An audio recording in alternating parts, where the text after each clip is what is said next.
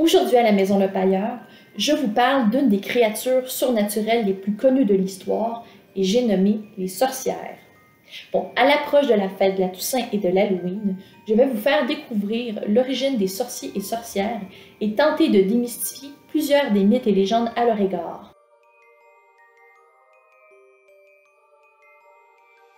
Au Moyen Âge, on met en place plusieurs mesures contre la sorcellerie. Les sorciers paient des amendes salées et on emprisonne les complices. Les sorciers sont également victimes de lynchage de la part des villageois. On les accuse sans procès d'être responsables des grands malheurs, comme les incendies, les maladies graves ou encore des mauvaises récoltes.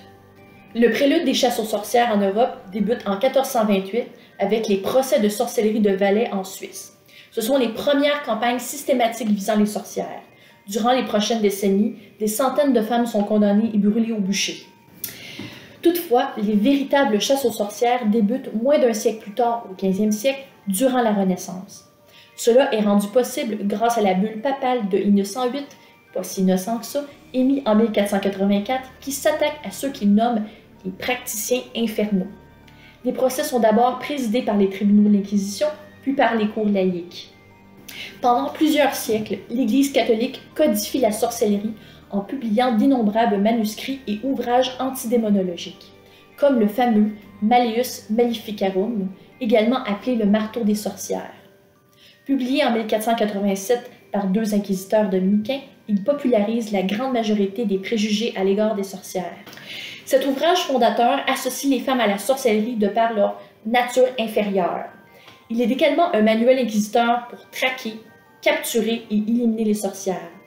Il y détaille entre autres les moyens de reconnaissance comme la glossolalie, c'est-à-dire le fait de prononcer des chants ou des incantations à voix haute dans une langue étrangère, des dons de voyance ou encore les fameuses marques du diable comme les verrues sur les corps des sorcières. Ils y élaborent également des techniques de torture et d'interrogatoire comme les brûlures au fer rouge et leur préféré, l'ordalie par l'eau glacée. Durant la Renaissance, il y aura en Europe, principalement en Allemagne, Suisse, France, Espagne, Italie, deux grandes vagues de chasse aux sorcières. Les tribunaux catholiques et protestants conduisent environ 1000 procès et plus de la moitié des accusés seront exécutés.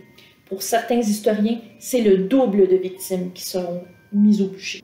On accuse de sorcellerie principalement les vieilles femmes de la classe populaire vivant en milieu rural, donc en campagne. Ce sont surtout des religieuses, des sages-femmes et des guérisseuses. Elles possédaient des connaissances médicales, comme des plantes et des filtres, qui étaient condamnées par leur religion. La popularité des procès pour sorcellerie diminue au début du XVIIe siècle. Cela est en partie dû à la montée de la médecine moderne, également à la diminution des épidémies. Le temps de trouver un bouc émissaire surnaturel pour les malheurs est révolu. Enfin, presque.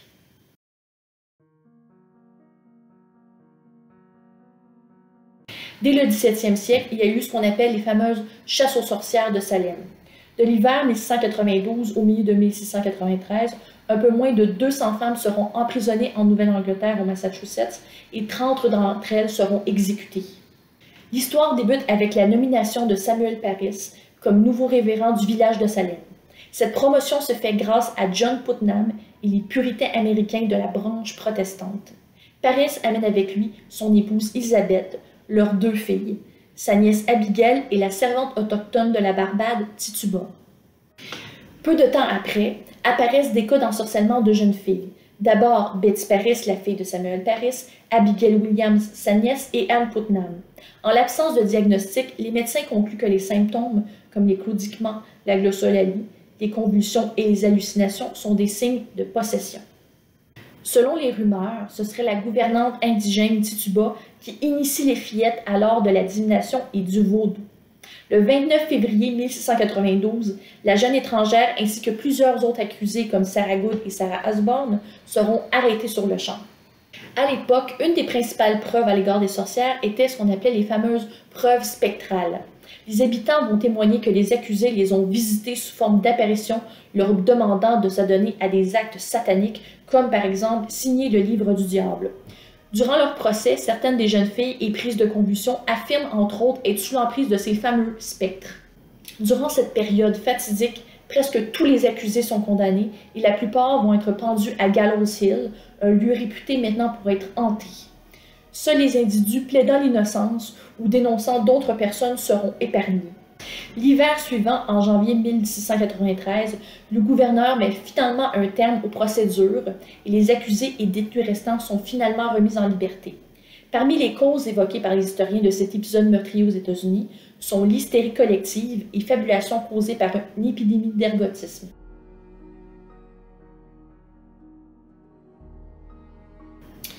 Bien qu'elles soient de moindre envergure, des inquisitions de sorcières ont existé au Canada. Toutefois, elles étaient beaucoup plus courantes dans les colonies anglaises en Nouvelle-Angleterre qu'en Nouvelle-France. Les sanctions pour sorcellerie étaient également beaucoup moins drastiques au Bas-Canada. Au lieu des tortures habituelles, comme la pendaison ou la noyade et autres condamnations à mort, les sorcières étaient bannies et ostracisées. L'intention du clergé n'était donc pas de châtier par la chair, mais plutôt d'apaiser les esprits de la communauté pieuse. De plus, la plupart des sorciers et sorcières étaient des charlatans ou des amuseurs publics.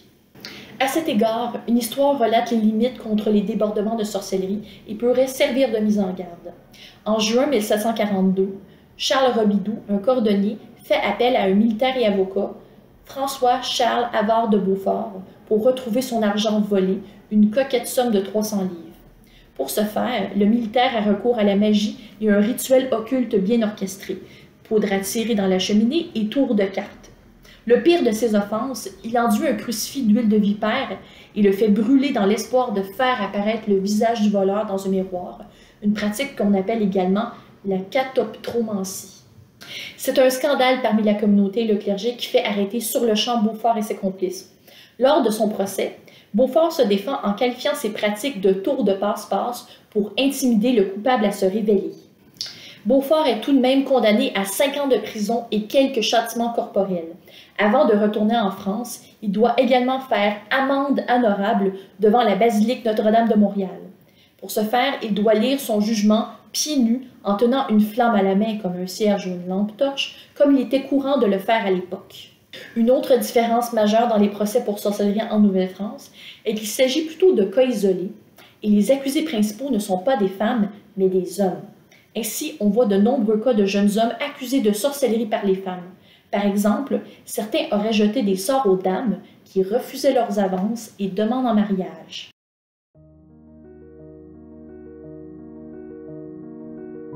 Il existait durant l'Antiquité des formes primitives du sabbat. On y célébrait la divinité grecque Sabazios, dérivée du mot sabbat, ainsi que plusieurs divinités féminines, comme Diane chasseresse ou Hécate, la déesse de la lune et de la magie. Ce n'est que durant la Renaissance que le sabbat est associé à l'idole du dieu cornu ou le bouc, une représentation animale du diable. Jusqu'au Moyen Âge, le sabbat était dans les campagnes un lieu d'échange de recettes de la pharmacopée traditionnelle, comme des onguents et des potions. Il s'agissait d'une société féminine, structurée et matriarcale, où les jeunes filles apprenaient de mère en fille le savoir-faire à la confection des remèdes anciens. Ce n'est que beaucoup plus tard qu'on associe le sabbat au rituel satanique.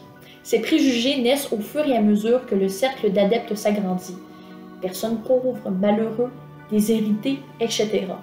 Le sabbat devient alors un lieu de célébration où les gens se réunissent pour des banquets bien arrosés et quelques danses endiablées comme la volte ou la sarabande. C'en est trop pour l'Église catholique qui voit en cette fête une hérésie totale. On raconte alors que durant les rencontres secrètes nocturnes, les sorcières se réunissaient dans des lieux isolés comme les forêts, les lacs, les monts et les cimetières pour proférer des rites divinatoires et exercer la magie noire. Durant ces festivités, les sorcières s'adonneraient également à des messes noires, du cannibalisme infantile ou encore des orgies démoniaques.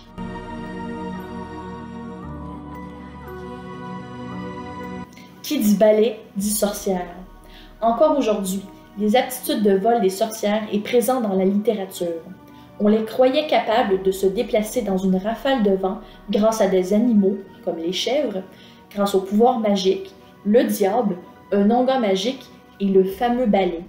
La capacité des sorcières de voler les soirs de pleine lune remonte à l'Antiquité.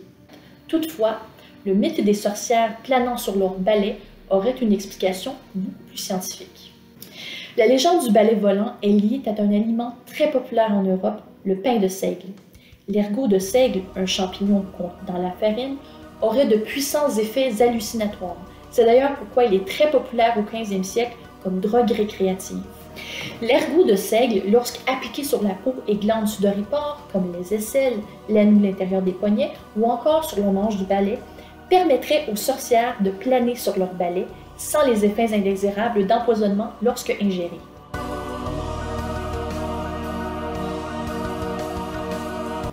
Un des animaux associés à la sorcière est sûrement le fameux chat noir.